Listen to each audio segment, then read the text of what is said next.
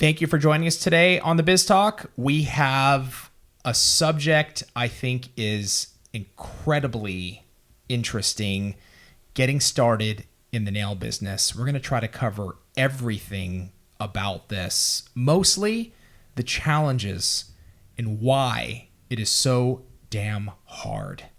Right now on the Biz Talk.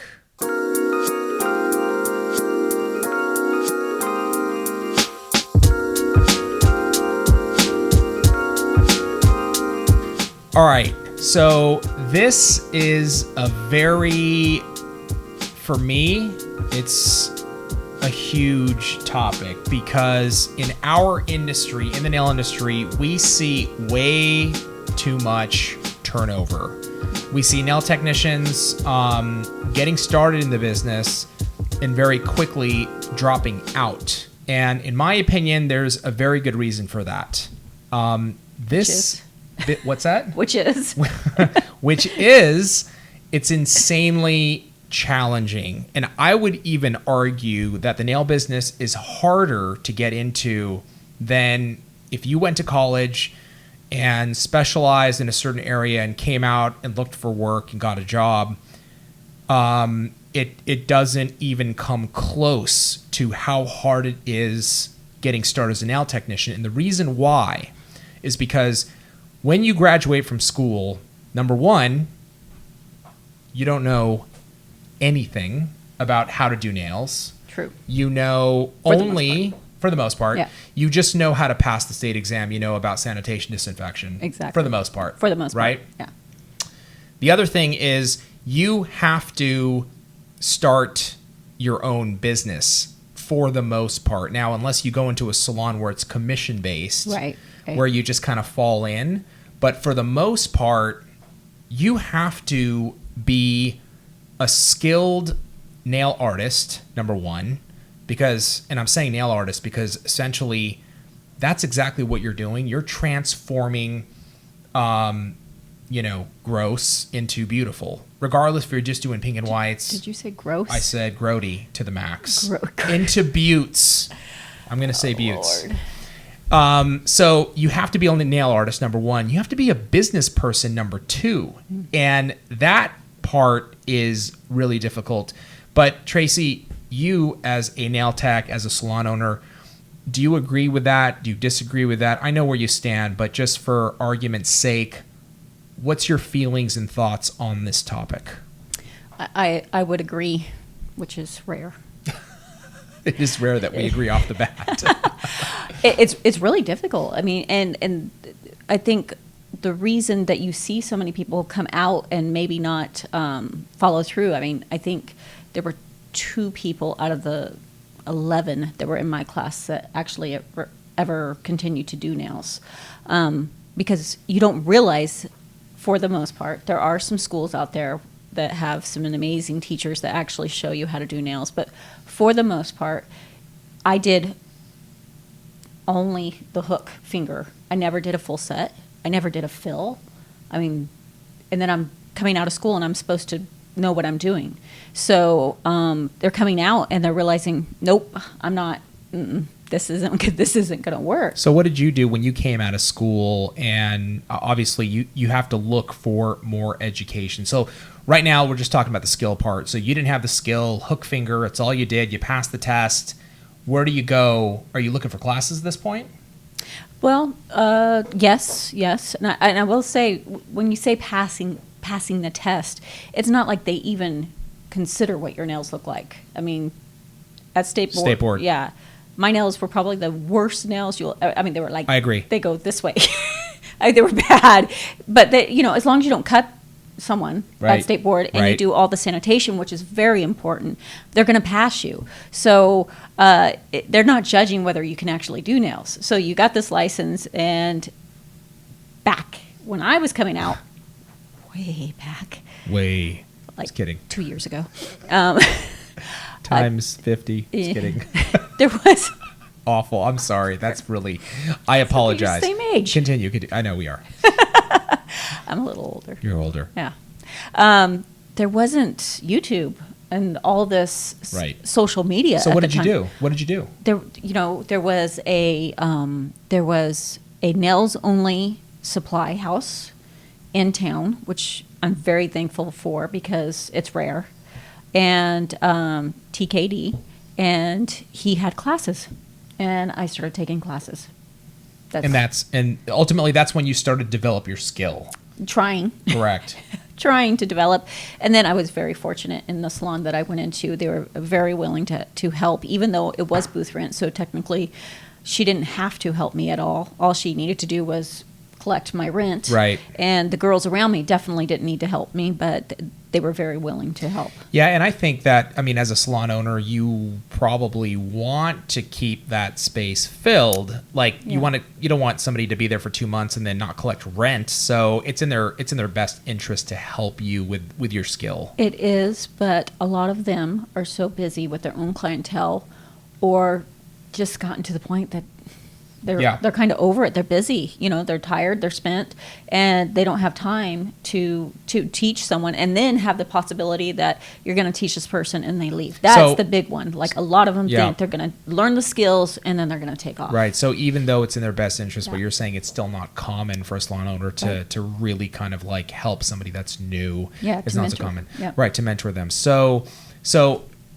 getting the skill down, it does take you have to be proactive. You have to go out there and look for education and classes like you did. Practice. The good thing today, for practice, but then you need that in-salon real-world experience practice of actually doing sets on nails. We've talked about this in previous episodes of doing sets on family and friends to get that experience going. So you get that down, right? Let's just say you spend a good 3-4 months, you get that down. Now you've got to run a business. Right. Now you've got to market and promote. And today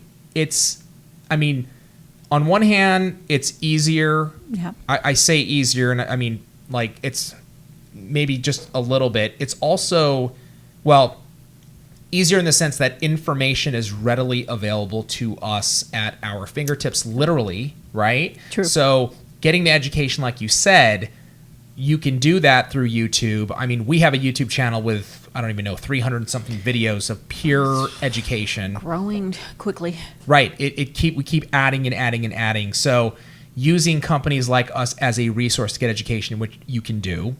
But on the other hand, it's fiercely more competitive today because there's a lot of people marketing and promoting themselves on Instagram and Facebook and YouTube as nail artists. Scooping market share, you could say, grabbing attention, and you've got to compete with that. So to be a business owner, to learn how to market, to learn how to manage costs, how does one do that? That's freaking hard, man. Me as a business owner, that is really difficult. Right. How do you do that? How did you do that? Man, it's a little of trial and error, and then watching other people who have been successful in it. When I started opening my salon, it was more, I remember the phone book was the big thing, right? Yeah, the phone book. And I remember when I'd gotten to the point where I was like, I really don't want to be in the phone book. And the girls, they freaked out. Like, what do you mean we're not going to be? I'm like, well, we'll do radio advertisement. Like, so we did that, and that was very successful. It's really good. And no one else was doing it. Yeah, it's really good. But now it's even different. Yeah, nowadays. I remember my husband coming home and saying, if I hear your commercial one more time at work, awesome. I'm going to go crazy. It worked really well. Now you have the social media, which is really cool because I think when I had a salon, my location was rare, but I had built a clientele. I had very successful techs in, so it wasn't like we needed to be, in this place that was seen. But that was how it was done, kind of back then. You had to be in the place with the name or a visible location. Now you can be almost invisible in a rare location and market yourself extremely well because social media.